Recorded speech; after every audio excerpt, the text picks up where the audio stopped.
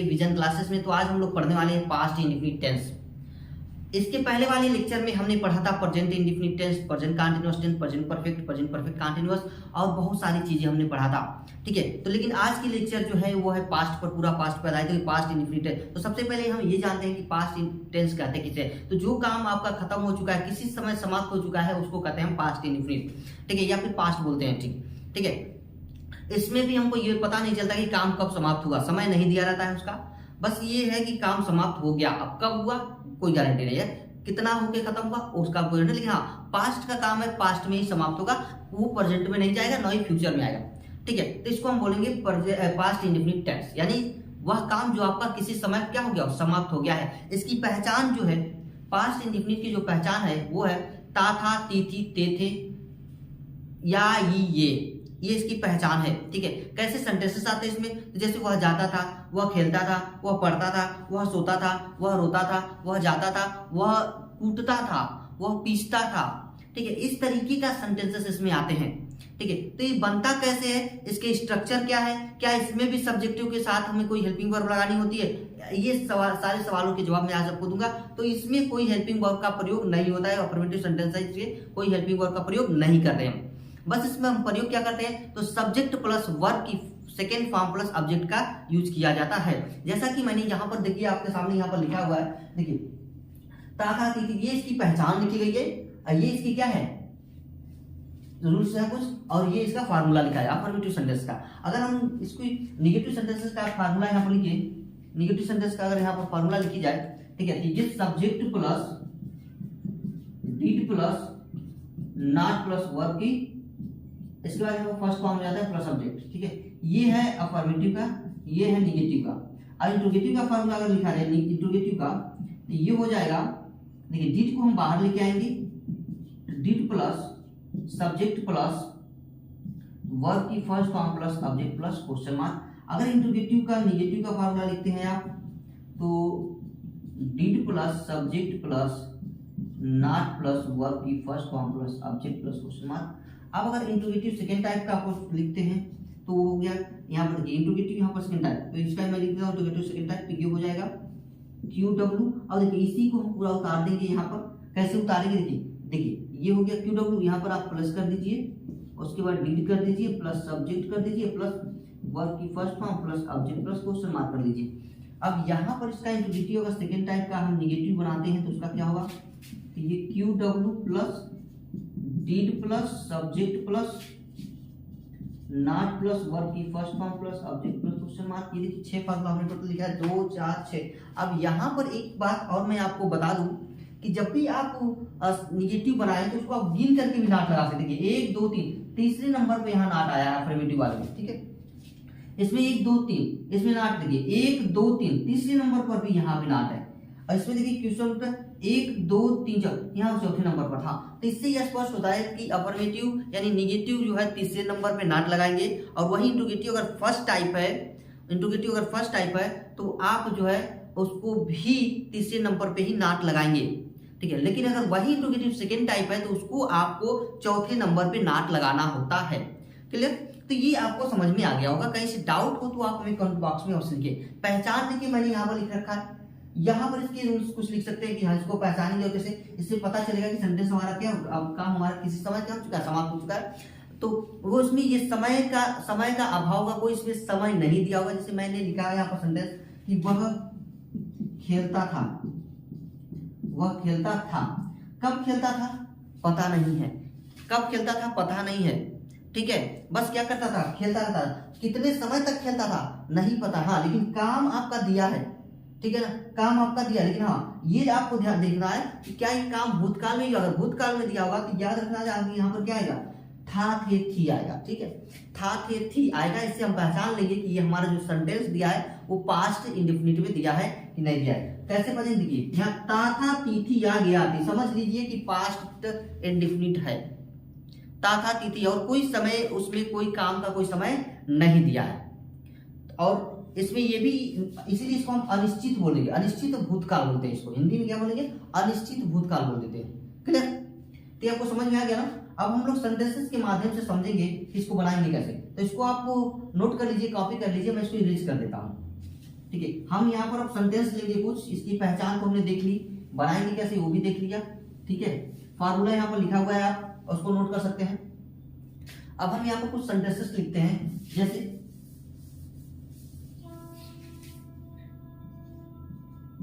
वह, बहुत गीला है बोर्ड क्योंकि नमी बहुत है, इसकी वजह से थोड़ा सा ये सूख नहीं रहा।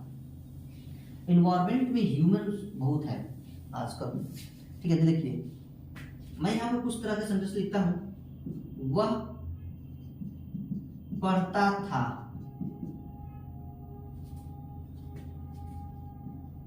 वह गया, वह जाता था, ठीक है। वह गया था। ये जो तीनों सेंटेंसेस हैं, इसको अगर ध्यान से देखेंगे तो एक में गया, एक में जाता, गया, ठीक है। गया और जाने की अंग्रेजी तो सेम होती है, लेकिन ये क्या, ये सेंटेंसेस सेम है। तो हाँ, ये तीनों सेंटेंसेस सेम लिखे गए हैं, वो एक ही में बनेंगे, वो भी पास्ट इंडेफिनिट में ही बनेंगे, ठीक है। तो बनाएंगे कैसे, तो हमको चाहिए बस सब्जेक्ट वर्ब का सेकंड फॉर्म और ऑब्जेक्ट, ठीक है। तो वर्ब की सेकंड फॉर्म यानी कि पढ़ने की अंग्रेजी जो होती है, पढ़ने की वो होती है रीड, और रीड का फर्स्ट सेकंड थर्ड तीनों एक ही होता है, रीड राइट रीड, ठीक है। तो यहाँ पर हम लिखेंगे कैसे, ही रीड ना। इसमें देखिए अगर यहीं पर एक पहचान की, अगर यहीं पर अगर ये प्रेजेंट इंडेफिनिट होती तो यहाँ पर यस लगा होता, यहाँ पर क्या लगा होता, यस लगा होता, ही रीड्स होता। लेकिन अगर यही पास्ट इंडेफिनिट है, पास्ट इंडेफिनिट है, तो यहाँ पर क्या लगा है, रीड बस लगा है। इससे हम पहचान लेंगे कि हाँ ये प्रेजेंट है कि पास्ट है, ठीक है। वह गया, ही वेंट, वह गया। फिर कह वह जाता था, ही वेंट, वह जाता था। फिर कह वह गया था, इसको भी क्या करेंगे, ही वेंट। तो हमने देखा इस तीनों सेंटेंस को हमने एक जैसा बनाया है, क्योंकि ये तीनों सेंटेंस क्या है, एक ही है। तीनों के तीनों पास्ट इंडेफिनिट में है, क्योंकि सेंटेंस से हमें पता चलता है कि काम हमारा भूतकाल में ही क्या हो गया, समाप्त हो गया है, ठीक है। क्लियर, तो ये आपको समझ में आ गया होगा। अब देखिए थोड़ा आगे बढ़ते हैं, थोड़े और कुछ हम सेंटेंसेस लेते हैं यहाँ पर। देखिए यहाँ पर मैंने सेंटेंसेस लिए हैं जो सब्जेक्ट वर्ब ऑब्जेक्ट तीनों से ये सेंटेंसेस लैस है, पूरा सब्जेक्ट वर्ब ऑब्जेक्ट ये तीनों है। पिछला वाला जो मैंने सेंटेंस बनाया उसमें आपका ऑब्जेक्ट नहीं था, बस उसमें सब्जेक्ट और वर्ब था। लेकिन यहाँ जो आपके पास अभी सेंटेंसेस दिख रहे हैं, इसमें सब्जेक्ट वर्ब ऑब्जेक्ट तीनों से ही ये सेंटेंसेस क्या है, लैस है पूरी तरह से। तो हम इसको बढ़ाएंगे कैसे, तो हमको बस हमने इसमें अभी इस फार्मूले पर काम कर रहे हैं हम लोग, सब्जेक्ट वर्ब ऑब्जेक्ट पर। तो हमें सबसे पहले क्या चाहिए, सब्जेक्ट। सब्जेक्ट क्या होता है, तो सब्जेक्ट वह होता है जो काम करता है, यानी हूं लगा के क्वेश्चन में पूछोगे जो आपको आंसर मिलेगा वो आपका सब्जेक्ट है। कौन कर रहा है, तो राम कर रहा है। कौन कर रहा है, अब यहाँ पर पूछा जाए कि रोटी कौन सेक रहा है, तो कौन सेक रहा है, वह सेक रहा है, ठीक है। तो वह आपका क्या हो गया, सब्जेक्ट हो गया। आपका वर्ब क्या है, तो वर्ब आपका क्या हो गया, सेकना, और ऑब्जेक्ट क्या है, ऑब्जेक्ट आपकी रोटी हो गई। तो यानी ये आपका जो हो गया, ये वाला ये सब्जेक्ट हो गया, ये आपका ऑब्जेक्ट हो गया, और ये आपका वर्ब हो गया। यही इंग्लिश में अगर कहोगे कि सब्जेक्ट वर्ब ऑब्जेक्ट, तो subject plus verb plus object होता है, लेकिन हिंदी में आपका सब्जेक्ट ऑब्जेक्ट वर्ब होता है। वर्ब आपका लास्ट में होता है हिंदी में, लेकिन वही इंग्लिश में बीच में होता है, ठीक है। तो चलिए इस सेंटेंस को बनाते हैं। बनाएंगे कैसे, देखिए सब में क्या है, ता था, ता था, ते थे, ती थी, ते थे, ती थे, ती थी, ठीक है। क्लियर, तो इतनी सारी चीजें आपको समझ में आ गई होगी। कहीं डाउट हो तो आप हमें कमेंट बॉक्स में अवश्य लिखिए। देखिए इसको हम समझाते हैं आपको। वह रोटी सेकता था, तो रोटी सेकता था क्या होगा, हमको सबसे पहले सब्जेक्ट हमारा ये है, तो ये हो गया ही।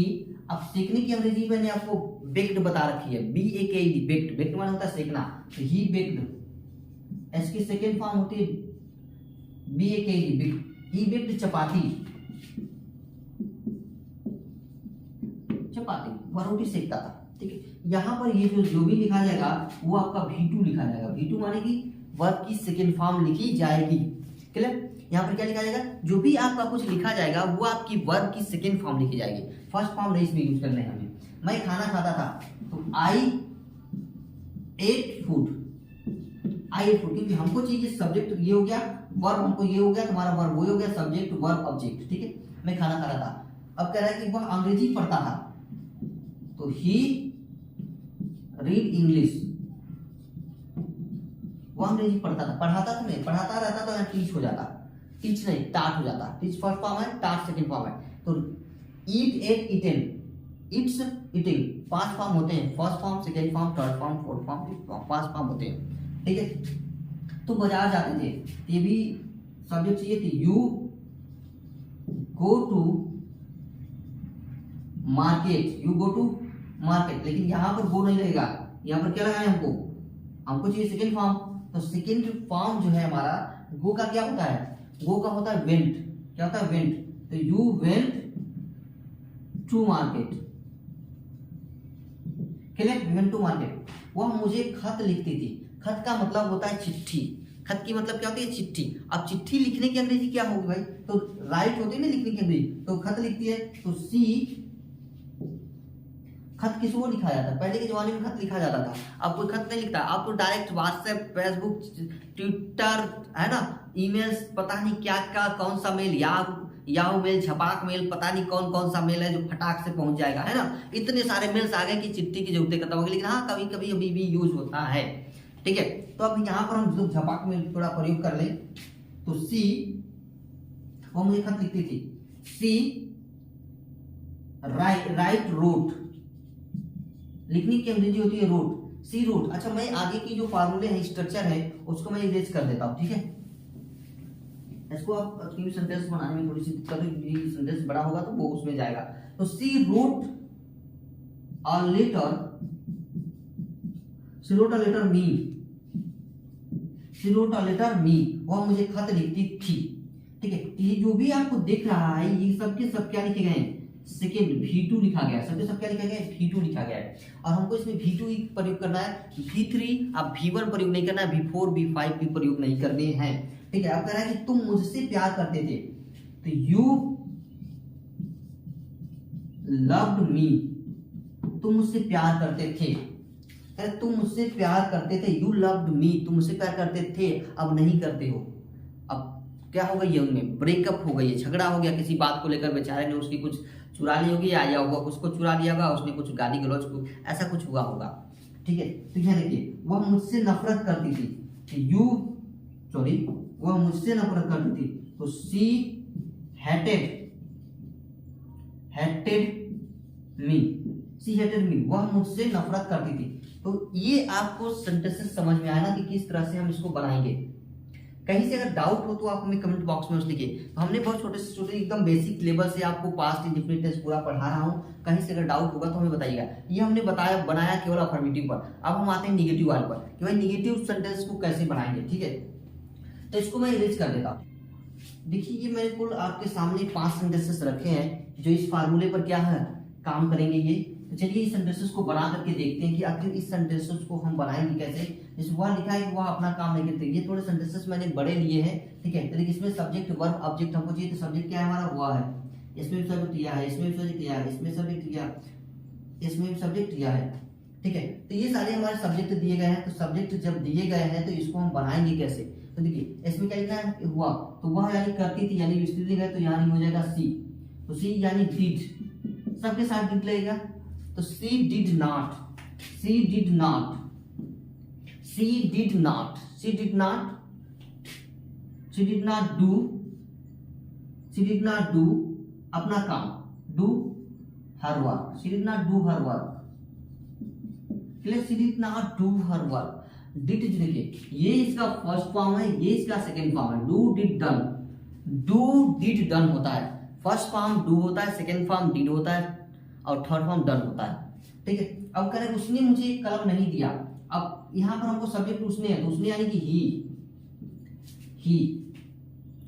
Did not, he did not give, हमको सब्जेक्ट वर्ब ऑब्जेक्ट चाहिए बस। तो he did not give me a pen, me a pen, उसने मुझे कलम नहीं दिया, उसने मुझे कलम नहीं दिया। अगर उसने, तुम्हारे मित्र ने दरवाजा नहीं खोला, तुम्हारे मित्र ने दरवाजा नहीं खोला, यानी कि योर फ्रेंड, तो यहां हो जाएगा your friend, your friend, your friend did not open the door, तुम्हारे मित्र ने दरवाजा नहीं खोला। Your friend did not open the door. अगर उसने जाल नहीं खींचा, अब कबूतर या मछली पकड़ने के लिए जाल बिछाया जाता है तो उसने जाल खींचा नहीं, सारे उड़ गए, दाने लेकर के भाग गए। तो जब दाने लेकर के भाग गए तो यहाँ हम बनाएंगे कैसे, तो ये हो जाएगा he did not pull the net, he did not pull the net, उसने जाल नहीं खींचा। फिर कह रहा किसान ने बारिश के कारण अपना खेत नहीं जोता। अब बारिश के कारण का होता है ड्यू टू रैन, तो इसको कैसे बनाएंगे, तो देखिए फार्मर डिड नॉट, उसके बाद हो जाएगा ploughs, farmer did not ploughs has field, किसके कारण, बारिश के कारण, तो ड्यू टू रैन।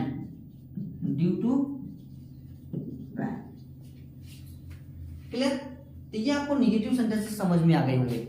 हमने पढ़ा अफर्मेटिव, हमने पढ़ा निगेटिव, अब हम पढ़ेंगे इसका इंट्रोगेटिव सेंटेंसेस इसके कैसे बनाएंगे। चलिए उस पर आप फोकस करते हैं। निगेटिव सेंटेंसेस आपको आ गया होगा, बस आपको याद रखना कि subject plus did plus not plus verb की first form plus object plus full stop, इतनी चीजें अगर आप याद रखते हैं तो बड़ा ही सिंपल तरीके से पास्ट इंडेफिनिट को भी आप कवर कर पाएंगे।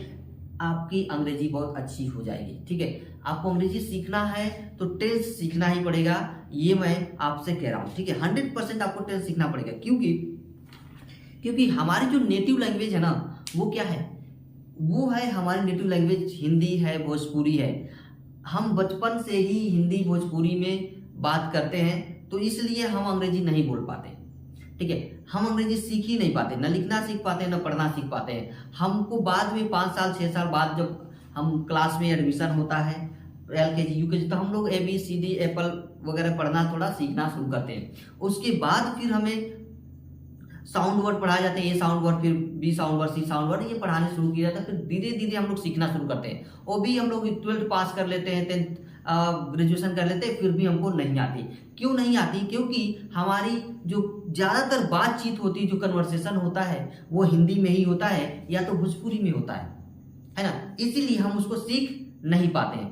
तो अब यहाँ पर अब आप कहेंगे कि जब हम लोग नहीं सीख पाते तो भाई टेंस हमें क्या इसमें जरूरी है, तो मैं तो कहूंगा कि टेंस आपको सीखना, अंग्रेजी सीखने के लिए टेंस सीखना आपका 100% जरूरी है।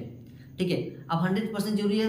अब अमेरिका वाले जो है, आप कहेंगे कि अमेरिका वाले कैसे बोल लेते हैं, क्या वो भी टेंस सीखते हैं, तो भाई वो सबको जरूरत नहीं पड़ती, क्योंकि वो लोग बचपन से ही, उनके मम्मी पापा, उनके कलीग्स, उनके आसपास के सभी लोग क्या करते हैं, वो लोग इंग्लिश में ही बात करते हैं। उनकी जो टॉकिंग होती है ना, वो इंग्लिश में ही होती है, वो हिंदी में कुछ नहीं, ना भोजपुरी में कुछ नहीं, इसलिए वो लोग बस सुन सुन के सीख जाते हैं। अगर आपको भी ऐसा इन्वायरमेंट मिले जहां आप डेली सुनते हो ना, तो आप भी बोलने लगेंगे, आपको भी टेंस की फिर जरूरत नहीं पड़ेगी। लेकिन अभी आपको यहाँ पर जरूरत पड़ने वाली है।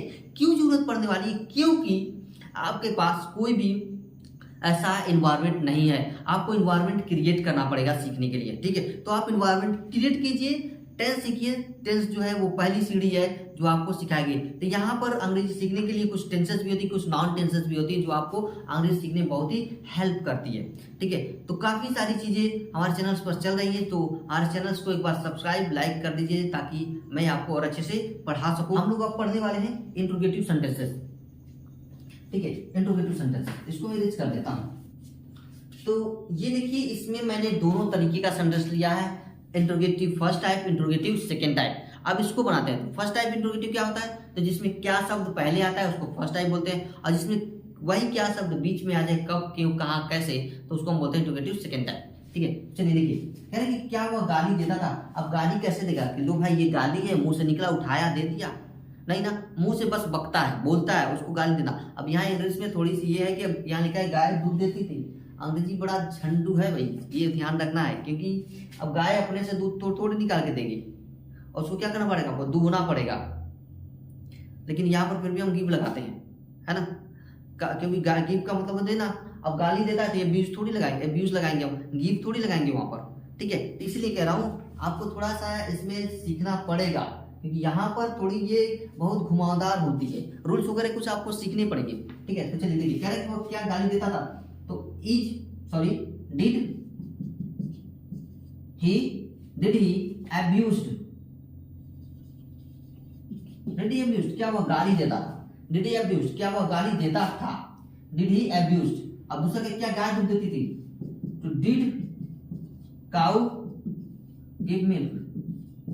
हाँ, वैसे ही मैं एक बात आपको जानकारी के लिए बता दूं, डिड काउ मिल्क भी बस लिख सकते हैं आप, गिव मिल्क भी लिख सकते हैं, मिल्क भी लिख सकते हैं, क्योंकि मिल्क का मतलब होता है दूध दोहना, दूध निकालना। ठीक है, क्योंकि आप दूध निकालते हैं, गाय को दूध देती नहीं है। क्लियर?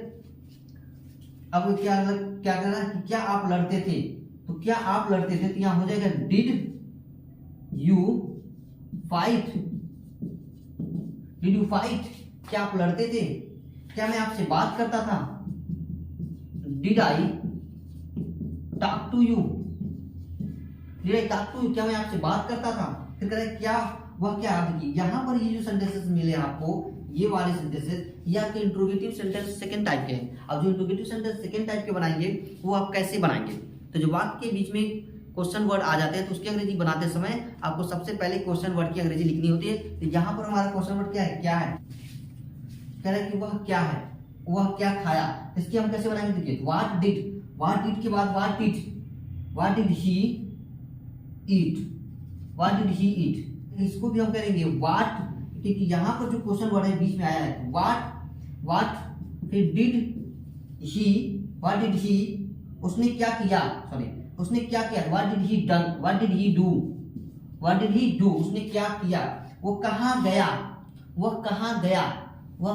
तो इसकी आप कैसे बनाएंगे? तो वेयर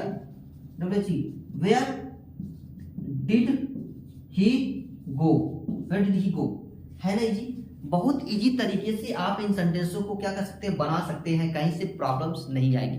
ठीक है, तो ये भी आपको आ गया। अगर नहीं आया हो तो डाउट, ये छोटे छोटे सेंटेंसेस मैं इसके सेकंड वाले पार्ट में खूब बड़े बड़े सेंटेंसेस में लेके के आऊंगा। ठीक है, अगर इतनी चीजें आपको अगर समझ में आ गई होगी तो बहुत अच्छी बात है। नहीं समझ में आई है तो हमें बताइए, कमेंट करिए, हम आपको फिर से समझाएंगे। ठीक है, तो चलिए आज के लिए इतना ही, मिलते हैं फिर इस पास्ट इंडेफिनिट के नेक्स्ट पार्ट में।